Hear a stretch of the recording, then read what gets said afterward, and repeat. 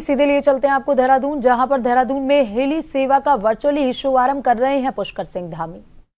से वहां पहुंचना लगभग अगर दोनों तरफ का समय आने जाने का गिन लिया जाए तो 24 घंटे का समय लगभग लग जाता है आने जाने में। एक बड़ा समय और समय की भी बचत होगी और जो कठिनाई भरा रास्ता है उसके लिए भी कहीं न कहीं आसान पहुंच हो जाएगी। और कभी किसी संकट काल में या किसी समय कोई इमरजेंसी होती है उस समय में बहुत आसानी से हमको अन्य सेवाएं भी मिल पाएंगी। इसके साथ साथ ही चाहे बागेश्वर हो, नैनीताल हो या मसूरी हो, ये हमारे राज्य के बहुत ही सुंदर स्थान हैं जहां नैनीताल का अपना महत्व है, मसूरी का अपना महत्व है, बागेश्वर क्षेत्र का अपना महत्व है। ये सांस्कृतिक आध्यात्मिक दृष्टि से भी अत्यंत महत्वपूर्ण है। इन क्षेत्रों की जो प्राकृतिक सुंदरता है, शांत वादियां हैं, हरे भरे पहाड़ हैं, ऐतिहासिक मंदिर हैं, समृद्ध संस्कृति देश और दुनिया के पर्यटकों को अपनी ओर आकर्षित करती हैं। नैनीताल जिसे ऋषियों की तपोभूमि माना जाता है, अपनी मनोरम झीलें, नैना देवी का मंदिर, शक्तिपीठ, कैंची धाम जैसे प्रसिद्ध धार्मिक स्थलों के लिए प्रसिद्ध है।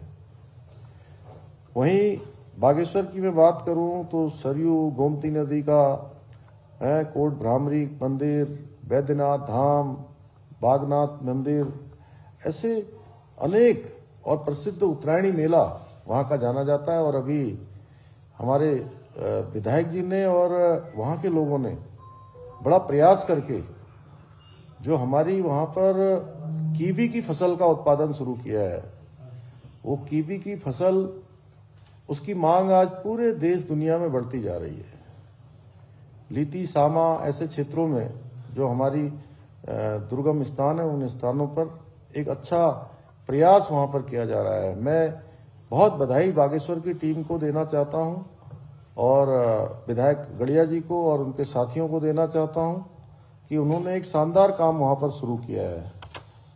अब इस हेली की शुरुआत से अब इन क्षेत्रों की जो प्राकृतिक और सांस्कृतिक धरोहरें हैं उनका आनंद लेने वाले पर्यटकों को भी यहाँ आसानी से पहुँचने में उनको सरलता होगी, आसानी से पहुँच सकेंगे। और जो समय इनका काफ़ी लगता था वो करीब 1 घंटे का समय हो जाएगा। 1 घंटा आने का और 1 घंटा जाने का जो 24 घंटे लगता था, तो लगभग 22 घंटे का समय, 20 घंटे का समय हमारा बचेगा। मैं सभी क्षेत्रवासियों को, प्रदेशवासियों को इन सेवाओं के शुभारंभ होने पर हार्दिक बधाई देता हूं और आशा करता हूं कि ये हमारे कदम पर्वतीय क्षेत्र के विकास में एक मील का पत्थर साबित होंगे। भाइयों बहनों, आदरणीय प्रधानमंत्री श्री नरेंद्र मोदी जी ने कुछ वर्ष पूर्व आम आदमी को भी हवाई यात्रा सक्षम करने के उद्देश्य से उड़ान जैसी पारदर्शी और दूरदर्शी योजना प्रारंभ की थी। इस योजना ने हमारे प्रदेश में हवाई संपर्क को मजबूत करने में महत्वपूर्ण योगदान दिया है, जिसके अंतर्गत हमने राज्य के कई हिस्सों में हवाई पट्टियां और हेलीपोर्ट्स का विकास किया है। आज राज्य में 18 हेलीपोर्ट से हेली सेवाओं के संचालन की दिशा में कार्य किया जा रहा है, जिनमें से अब तक 12 हेलीपोर्ट्स पर सेवाएं सफलतापूर्वक प्रारंभ की जा चुकी है। इन हेली सेवाओं से अब तक गौचर, श्रीनगर, चिन्यालीसौड़, हल्द्वानी, मुनस्यारी, पिथौरागढ़, पंतनगर, चंपावत, अल्मोड़ा जैसे महत्वपूर्ण क्षेत्रों को सफलतापूर्वक जोड़ा जा चुका है। और आज नैनीताल और बागेश्वर भी हेली सेवा से जुड़ने जा रहे हैं, मसूरी भी जुड़ने जा रहा है। और आने वाले समय में जो हमारे 2 जनपद रह जाएंगे, वो जनपदों को भी जोड़ने की प्रक्रिया हमारी गतिमान है। जल्दी उनको जोड़ेंगे और इस प्रकार से 13 के 13 जिले हमारे हेली सेवा से जुड़ जाएंगे। और ये हमारे राज्य के लिए अत्यंत महत्वपूर्ण इसलिए भी है कि हमारे लिए सबसे आसान सेवा हेली सेवा है, जिसका हम अधिकतम उपयोग यहाँ पर कर सकते हैं। यही नहीं, हम आने वाले समय में राज्य के और भी महत्वपूर्ण क्षेत्रों को भी, जो क्षेत्र हमारे रह गए हैं, उन क्षेत्रों को भी हम हेली सेवाओं से जोड़ने के लिए प्रयास कर रहे हैं।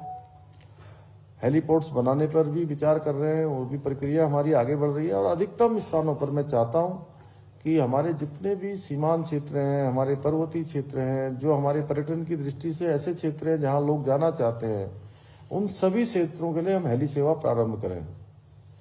ये हेली सेवाएं न केवल आवागमन को सुगम बनाएंगी, बल्कि दैवीय आपदा के समय दूरस्थ और दुर्गम क्षेत्रों के लिए एक लाइफलाइन, जीवन रेखा के रूप में भी काम करेंगे। भाइयों बहनों, हमारी सरकार राज्य में हवाई संपर्क को और अधिक सशक्त बनाने के लिए घरेलू उड़ानों को बढ़ावा देने के साथ साथ उत्तराखंड का वैश्विक स्तर पर एक प्रमुख गंतव्य के रूप में स्थापित करने के उद्देश्य से अंतर्राष्ट्रीय उड़ानों के विस्तार के लिए भी हम प्रयास कर रहे हैं।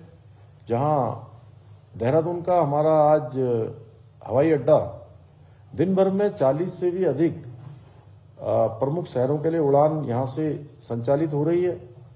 उस हवाई अड्डे के विस्तार के लिए भी हम काम कर रहे हैं, अंतर्राष्ट्रीय स्तर की उड़ानों के लिए भी काम कर रहे हैं। वहीं पंतनगर का एयरपोर्ट अंतर्राष्ट्रीय स्तर का बने, उसके लिए राज्य सरकार की तरफ से समस्त औपचारिकताएं पूरी की जा चुकी हैं। भारत सरकार से लगातार समन्वय करके हम उस पर भी कर रहे हैं।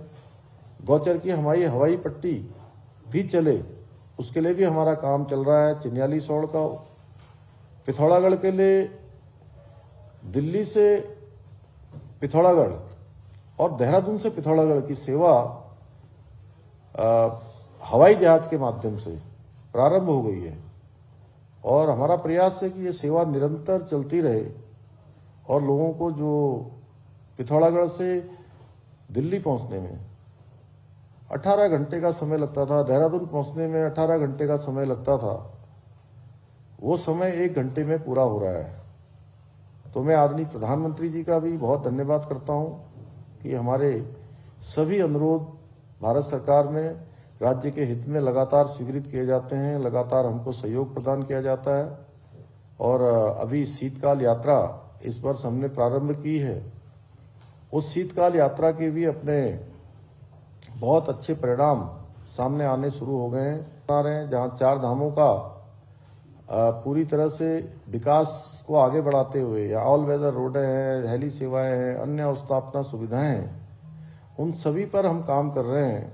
केदारखंड के साथ साथ मानसखंड के जो हमारे मंदिर हैं, उनको भी मंदिर माला मिशन के तहत उनके भी मास्टर प्लान बनाकर योजनाबद्ध तरीके से, सुनियोजित तरीके से आगे भविष्य की कार्य योजना में सम्मिलित करके 16 मंदिरों को पहले चरण में किया जा रहा है।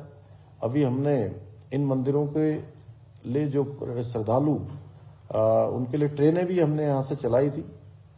और जितने भी हमारे मेले हैं, पर्व हैं, हमारे धार्मिक स्थान हैं, ये हमारे इनका उत्थान हो, ये आगे बढ़े, इनका नवनिर्माण हो, पुनर्निर्माण हो, ये हमारी प्राथमिकता है।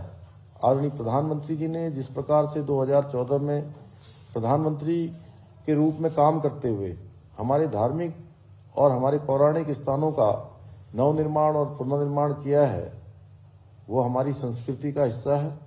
हम राज्य के अंदर उसको बढ़ाएंगे और आप सबके सहयोग